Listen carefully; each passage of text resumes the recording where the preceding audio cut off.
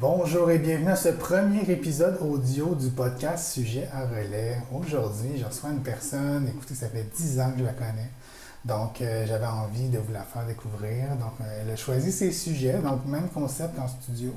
Elle arrive avec ses sujets, 10 minutes par sujet, puis on y va comme ça. Là. Donc sans plus attendre, je vais l'accueillir. Bonjour Stéphanie. Salut Dave, déjà 10 ans. Déjà 10 ans, c'est vrai. Trop longtemps. Le temps passe vite. Pour les personnes qui ne te connaissent pas, comment tu te décrirais? Ça peut être un mot, une phrase, un animal, peu importe. Un mot pour me décrire, je dirais très gentil. C'est vrai. J'approuve. Donc, on va voir la dans gentillesse même. Exact. On va voir dans ces sujets à quel point de la gentillesse ressort. C'est pas transparent. Hein? Et voilà. Donc, dans les sujets que tu m'as proposés, par quoi tu veux commencer pendant que je prépare le chronomètre? Oui, gars, on va y aller vers le sujet le plus léger. C'est vrai? C'est lequel pour toi? Le deuil animal. Ah, d'accord, allons-y. Donc, qu'est-ce qui fait en sorte que tu voulais me parler de ça aujourd'hui? Oui, comme tu le sais, hein, parce que ça fait 10 ans qu'on se connaît, on est quand même amis. Oui. Mais tu me traites souvent ton journal intime aussi pour que je sois à jour. Exactement. Fait, comme tu le sais, en fait, je suis en plein dedans, dans ce deuil animalier-là. Puis en même temps, qu'est-ce que je trouve intéressant, c'est ça fait un peu un lien complémentaire avec ton premier podcast. Je pense que c'était Valérie. On est rendu là, on fait des liens entre les épisodes. Tu vois que j'écoute, hein? Je suis une très bonne amie, gentille amie. Ta gentillesse ressort. C'est ça, j'étais comme, je pensais, en même temps, moi, ça me concerne. Puis, tu sais, lors du premier épisode, elle a plus parlé, Valérie, de l'adoption, tu sais, comment c'est l'engagement là, envers un animal, les frais à devoir payer. Fait que je trouvais que ça faisait comme la fin. Oui, le deuil animal. C'est le processus, le cycle de la vie, si on peut dire ça comme ça. Exactement, on passe tout par là, malheureusement. Donc, ouais. Mais comment ça s'est présenté, là, cette situation-là? Dans le fond, ça va me permettre en même temps de te parler de mon petit fripon. Fripon, que ça faisait 17 ans qu'il était dans ma vie. Fait que comment ça s'est présenté, je te dirais que c'est depuis 1 an. Tu sais, fripon, c'est ça. Moi, ça faisait 17 ans là, qu'il était dans ma vie. Fait que déjà là, pour un chien... oui, parce que 17 ans, je pense que c'est x7 pour les chiens? Ou c'est pour les chats? C'est différent parce que les chiens, mettons, tu sais, petite race, grande race, ça va dépendre. Les petits chiens, les petits formats, habituellement, ils ont tendance à vivre un peu plus longtemps, mais 17 ans, il était pas mal centenaire. Mon fripon, puis tu sais, c'est un chien que j'ai trouvé aussi, fait que son âge... raconte-nous l'histoire, comment Fripon est arrivé dans ta vie? Oui, Fripon, en fait, c'est arrivé par hasard, une rencontre dans le bois, en Gaspésie. En fait, mes grands-parents viennent de la Gaspésie, plus spécifiquement Matane. Donc, je m'en allais au camp avec mon grand-père. J'avais l'habitude de passer là, des vacances tout seul avec mes grands-parents,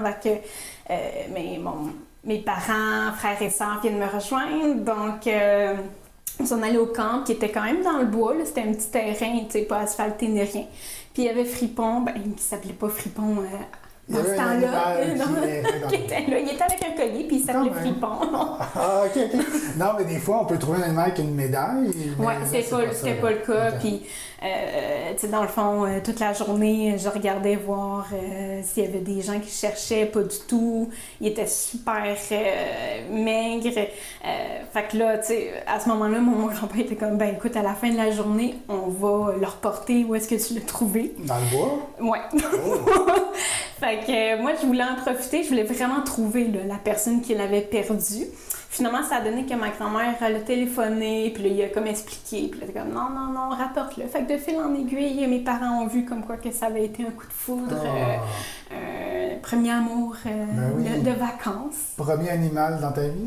Pas le premier animal, dans le fond. J'avais déjà un chien un chien de famille, qui commençait déjà à être un peu plus âgé. Je l'avais eu à 5 ans.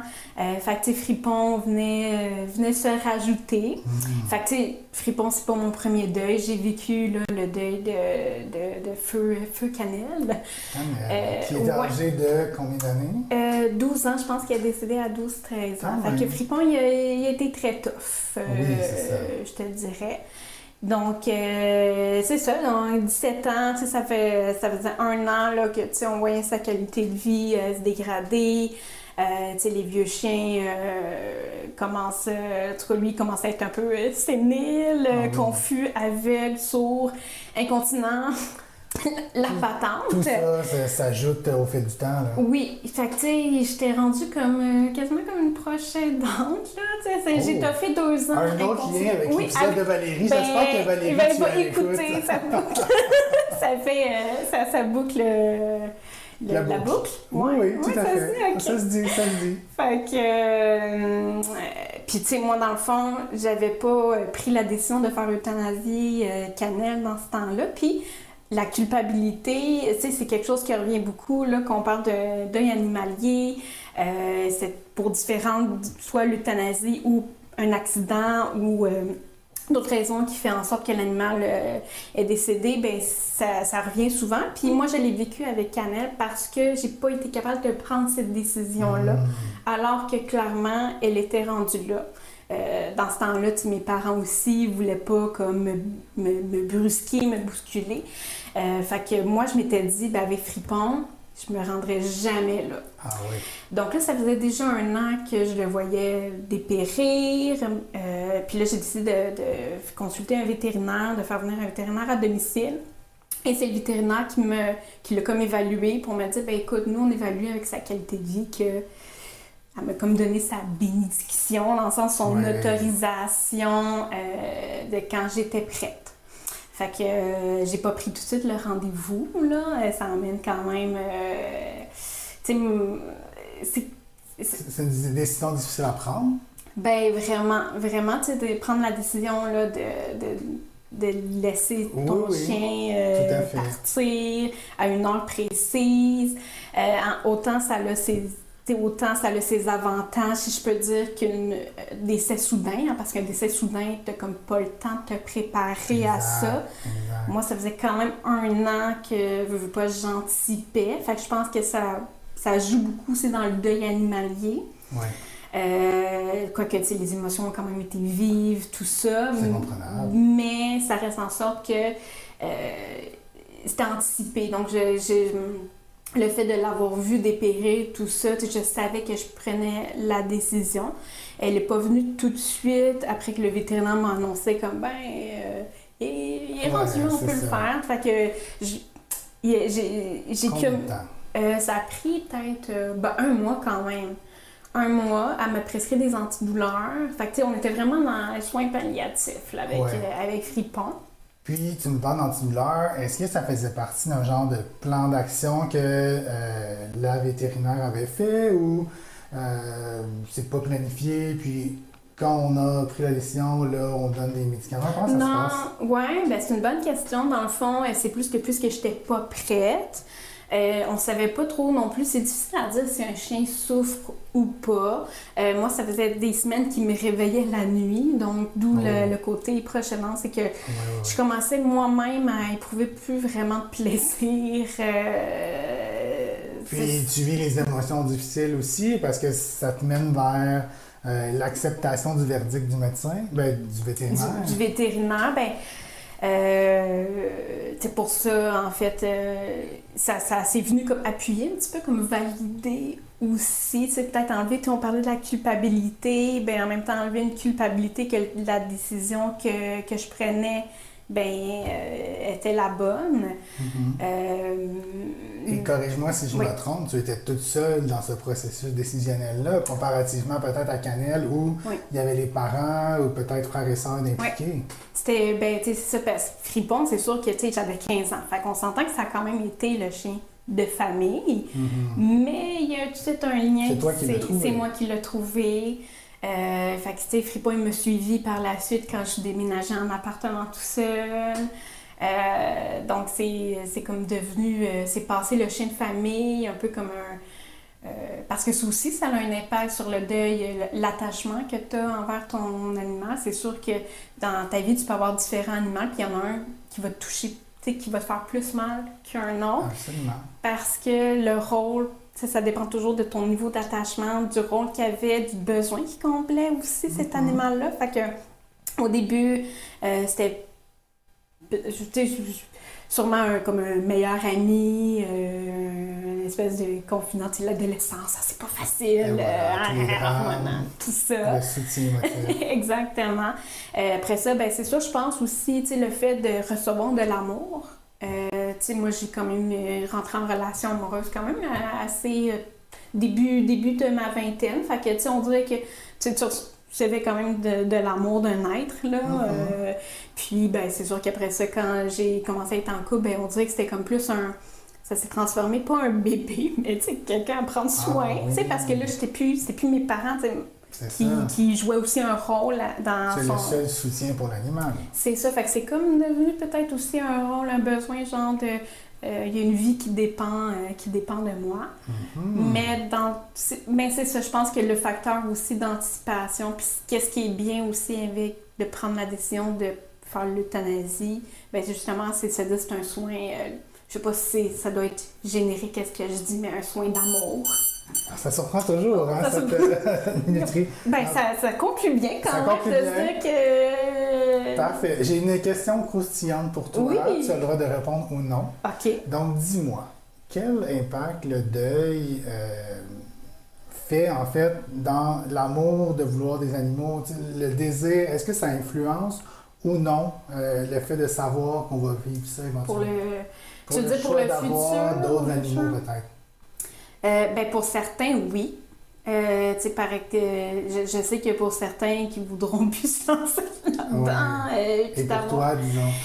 Pour moi, c'est sûr que de ce que j'ai lu, parce que je me suis renseignée sur le deuil. J'ai écouté, entre autres, je peux peut-être référer.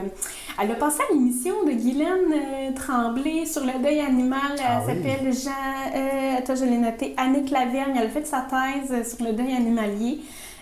Puis j'ai lu aussi, c'est beaucoup un livre plus anecdotique, mais dans le fond, il ne recommande pas d'adopter un chien tout de suite après parce que la comparaison, elle va être là. Donc, si on est pour avoir un autre animal, puis je suis pas mal sûre que je pense, là, mais on dirait que j'y pense parce qu'on dirait que je suis pas encore rendue là, hein, fait que des étapes quand même. Je veux pas comme dire que je vais le remplacer. Fait que je dis je pense, là, mais c'est pas mal je suis sûre que je vais avoir un autre chien, mais pas tout de suite. Puis c'est sûr qu'il va peut-être avoir un besoin différent qui va combler aussi dans ma vie. Ce sera peut-être pas le même lien d'attachement, mais clairement, il y en a qui décident de juste ne plus en avoir tellement que ça fait mal. On peut comprendre aussi. Là. Excellent. Merci d'avoir répondu à ma question. Très bonne question. Merci. Deuxième sujet, ça serait quoi? Oui, on va y aller encore avec plus léger. En fait, j'ai choisi le syndrome de l'imposteur. Ah ouais? Qu'est-ce qui t'a fait choisir ça? C'est ça, dans les thèmes que je voulais choisir, je voulais des choses qui soient quand même proches de moi, mais en même temps un petit côté informatif. Donc, peut-être ma gentillesse, vouloir aider les autres. C'est important. Fait que syndrome de l'imposteur, c'est arrivé dans ma vie comme plusieurs personnes. C'est vrai. Puis comment on fait pour prendre connaissance de ça? Justement, c'est peut-être pas tout le monde qui nous écoute qui connaît c'est quoi le syndrome de l'imposteur. Non, je te dirais que c'est sûr qu'il faut faire preuve d'introspection, comprendre aussi pourquoi on a certaines pensées, certains comportements. Ça serait difficile de dire comment je suis tombée là-dessus, mais je pense que je connaissais déjà un peu le concept, étant donné que, je navigue quand même dans le domaine de la relation d'aide, tout ça. Moi, c'est plus, parce que syndrome de l'imposteur, en fait, une grosse définition brève, c'est le sentiment, en fait, qu'on est incompétent. Puis qu'à tout moment, on peut se faire démasquer. Ah oui. Donc, ça peut, syndrome de l'imposteur, on peut avoir ça au travail. Moi, c'est ce qui m'est arrivé. Autant, je pense, dans d'autres sphères de ta vie, là, autant relationnel, familial.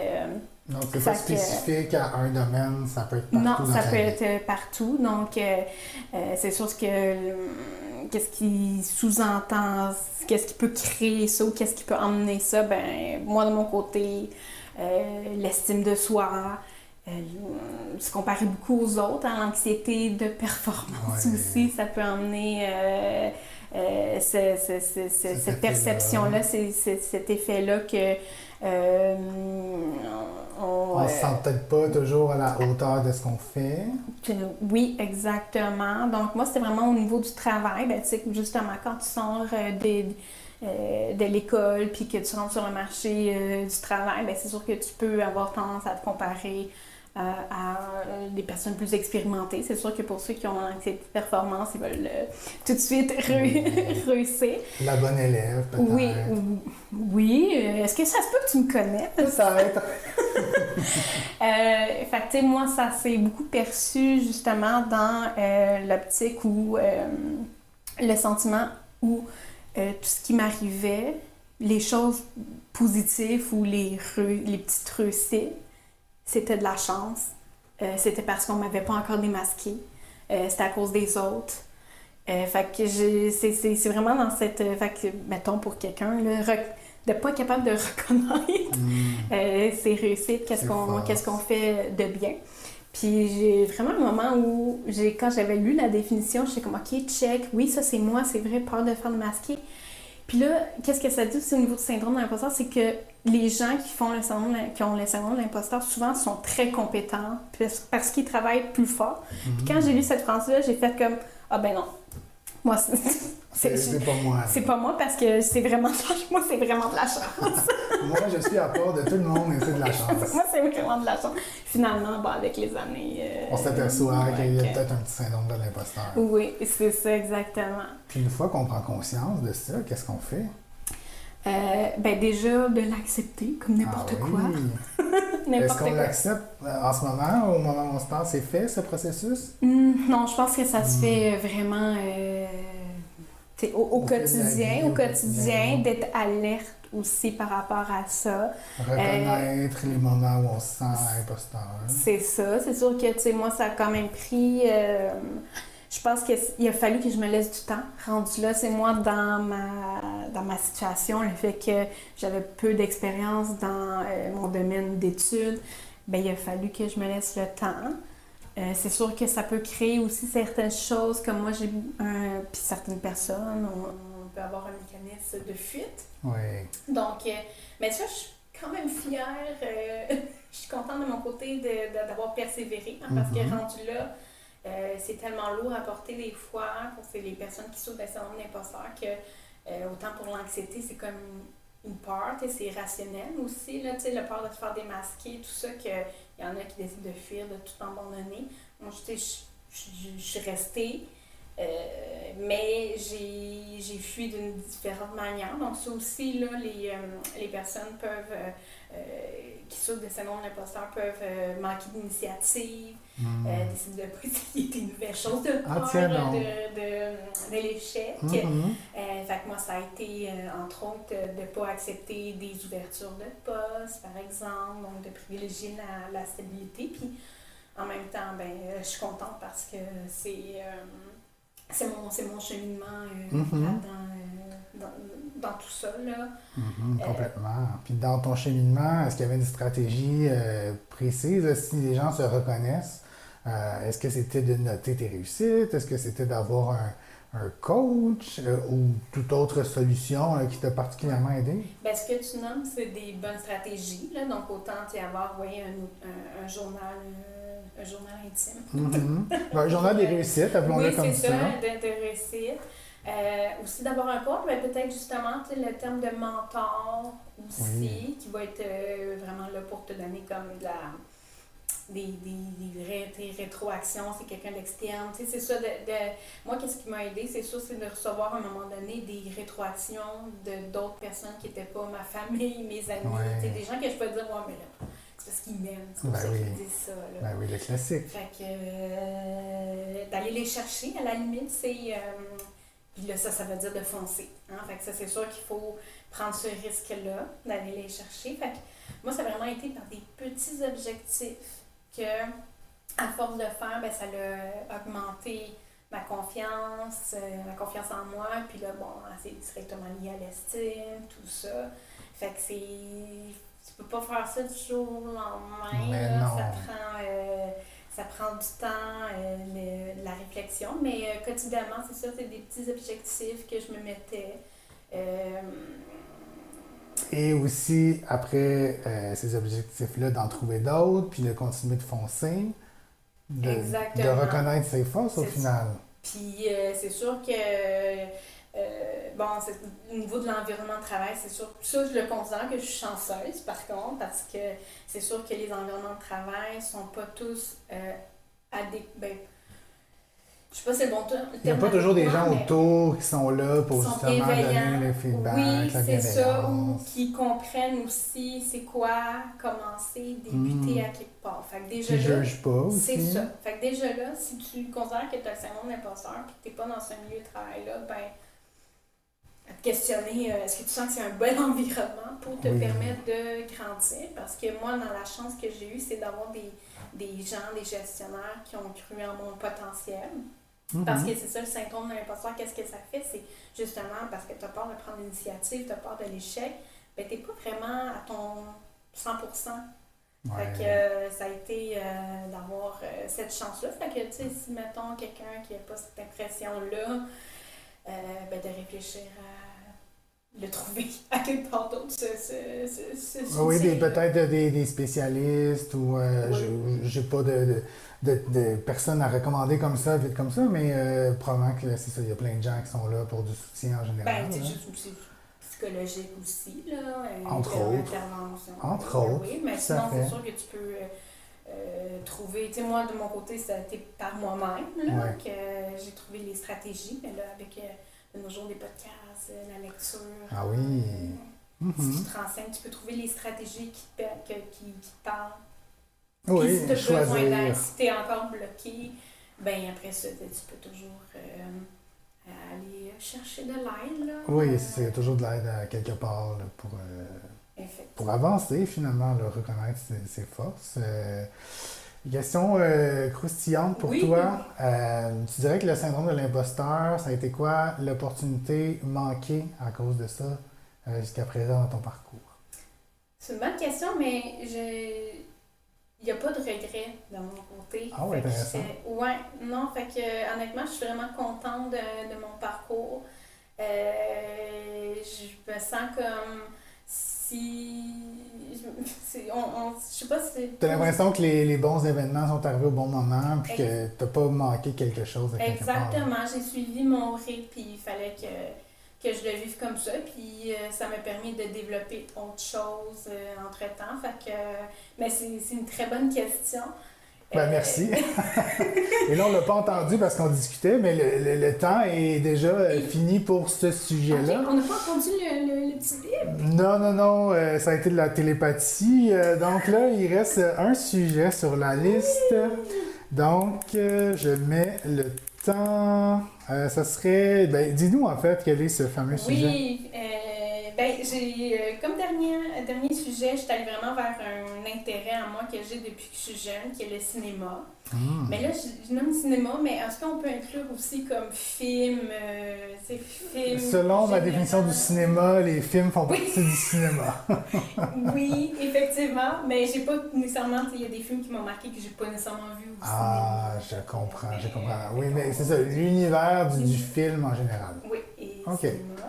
Fait un intérêt que j'ai depuis que je suis tout jeune, en fait, étant une personne qui était très timide et introvertie, je pense que c'est... On a peut-être vécu par les films qu'il y a des expériences. C'est un passe-temps très bien pour des personnes qui ont ces traits de personnalité. Tu n'es pas obligé de socialiser. Voilà. Tu es tranquille. Tout à fait, oui. Puis ça te permet de voyager à quelque sorte, parce que les films, il y en a de tous les genres, donc des situations qu'on ne vit pas au quotidien aussi. Exactement. Il y en a qui aiment beaucoup ça parce que ça leur permet de s'évader. Fait que, moi, jeune, ça a été du fait que ça allait avec mes traits de personnalité. Fait que je pense que je me sentais bien à faire cette activité-là. À le faire en famille aussi. Fait que pour moi, c'est associé à du bon temps, de qualité. Oui. Ça m'a permis aussi de connaître le popcorn. Qui est une collation de choix dans l'univers du film. Oui, si c'est resté avec moi, là, si je pourrais manger du popcorn extra beurre. Collation préférée. Collation préférée, je pourrais dire. OK. Ouais. Puis les films, tu dis que ça a commencé tout jeune. On ne sait pas, là, notre public a quel âge, mais comment ça se passe, le choix du film? Est-ce que c'est en ligne? Est-ce que c'est dans un endroit particulier? Comment ça se passe pour... au cinéma. Mais il y a le cinéma, il y a peut-être les clubs vidéo aussi, oui, c'est ce que je voulais voir avec toi. Tout à fait. Dans le fond, nous, on allait souvent au cinéma, mais aussi on avait le vendredi soir film et cochonnerie. Oui. Donc... chaque semaine? Quasiment chaque semaine, oui. On avait 2 grosses bibliothèques là, de films, mais aussi on allait au Blockbuster, Vidéotron, il y a même, tu sais, les que tu rentrais, puis tu mettais une carte, là, puis là... Comme un guichet à film? Ouais, oui, il y a eu film, ça pas longtemps, mais c'est vrai que ça a été une mais expérience quand même. Une expérience, oui, qu'à l'adolescence, c'était le fun, tu sais, mettons, tu pouvais arriver là 24 heures sur... c'est vrai, c'était ouvert toujours. Oui, c'est ça. Fait que t'avais ta petite puce, là, tu te sentais comme un peu VIP. Oui, ben non, mais c'est ça, c'est complètement différent, là. Exact. Fait que, mais le cinéma, tu sais, pour l'ambiance, puis tout jeune, tu sais, d'aller voir différents films, mais c'est sûr que quand t'es jeune, on s'entend que tu vas pas voir toutes les sortes. Oui, il y a plus, c'est ça, il y a certains types de films qui sont plus recommandés. Là. Donc, c'est sûr que c'est rapidement les films de dessins animés, Disney, Pixar, ça s'est imposé, même que, tu sais, encore là, même adulte, j'adore. Ça reste dans tes choix. Ben, tu sais, dans le sens que surtout maintenant, il y a beaucoup de films dessins animés, mais qui sont autant pour les jeunes que pour les adultes. Il y a comme cette des jokes. Différents niveaux. Oui, c'est ça. Certains gags pour les jeunes, mais il y a comme autre chose à comprendre pour les adultes. Exactement. C'est aussi des... J'apprécie beaucoup aussi tout ce qui est l'univers, là, comment c'est fait,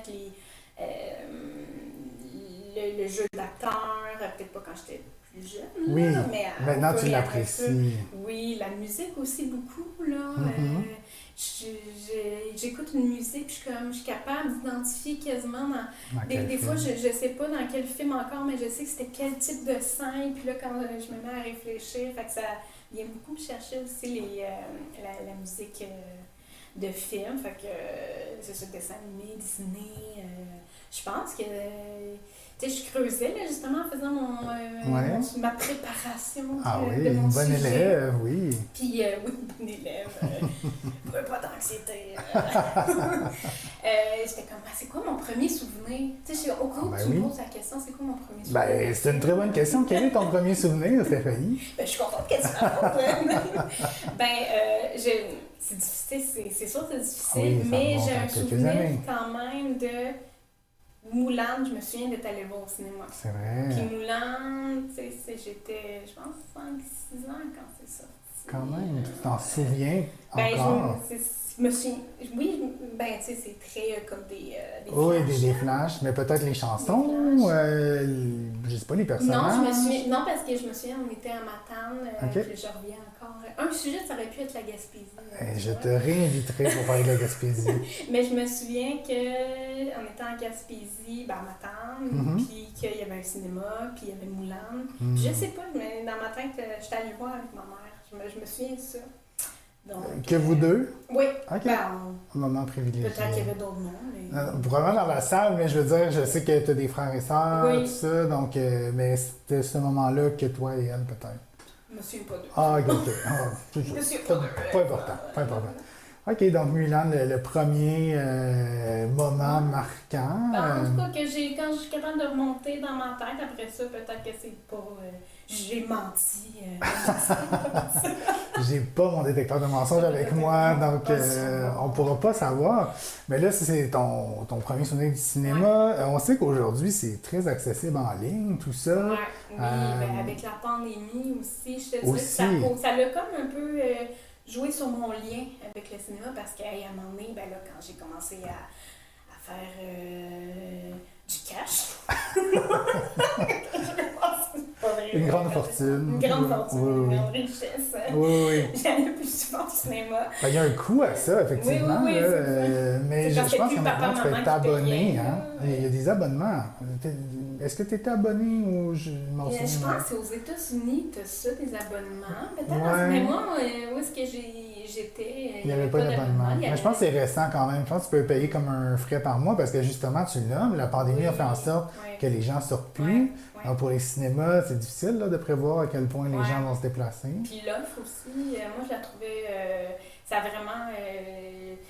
mon lien avec le cinéma s'est éloigné. Avec la pandémie et l'offre des films. Oui, c'était pas très... ben tu sais, c'est ça, avec les trucs Netflix, Amazon Prime, tu sais... il y a beaucoup de compétition. C'est ça. Donc, ça s'est égrené. Oh, oui, mais c'est ça. C'est parce qu'on voit aussi la personne de films faits dit pour la télé ou les plateformes de streaming, là, en bon français. Mais c'est ça. Donc, le cinéma est moins présent maintenant dans ta vie ou l'expérience a juste migré vers un autre format? Ben, les deux. Là, c'est sûr que là, en 2025, de plus en plus là. J'essaie quand même, tu sais, de continuer à y aller, mais tu sais, avant, c'était... Tu peux finir ta phrase? Avant, c'était comme une fois par semaine. Là, on est vraiment comme... ouais, c'est une autre fréquence, là. Ouais, ou 2 mois. Puis des fois, tu sais, je me force même oui? Je me force. Je me force pas parce qu'il y a une famille popcorn du cinéma. Oui, le popcorn est pas mais tu sais, même si c'est pas un film comme que je suis comme, ouais. Mais je vais quand même payer parce que j'aime... T'aimes l'expérience. C'est ça. Une question moins crunchy, le dernier film que tu as vu et que tu nous recommandes? Ben, j'ai vu 2 films, puis en fait, je fais le lien avec le deuil animalier. Go! Parce que c'est important aussi de vivre les émotions, mais des fois, ça peut être épuisant de tout le temps pleurer. 100%. Fait que moi, c'est le cinéma, fait qu'on est allé voir 2 films back-à-back. OK. Écoute, lesquels? On a sorti l'argent. Oui, c'est ça. Budget incroyable. On est allé voir l'agent, en fait, on est allé voir en anglais, là, The Naked Gun. Est-ce que c'est L'Argent fait la face? Oui, en français, avec Liam Neeson. Fait que, écoute, j'ai vraiment ri. Si t'aimes l'humour de premier degré, à la Austin Power... Connaissais-tu les originaux? Parce que c'est un remake. Non. Non, OK, donc mais on peut pas comparer. Mais j'ai vu après, j'étais allée voir après. J'ai vu l'original après. Ah, OK. Puis si tu veux comparer... On est dans le même... Même univers. Même univers, oui. OK. Puis après ça, tout cette fois, on a vu Weapons, qui est plus horror suspense. OK. Fait que ça aussi, je recommande. Fait que les deux, fait que c'est bien, c'était 2 films. Donc un été rempli de cinéma. Oui, on change les idées. Ben, il faut. Stéphanie, merci infiniment. Merci à toi de m'avoir écouté. J'avais ton attention cette fois-ci. Comparativement aux autres fois.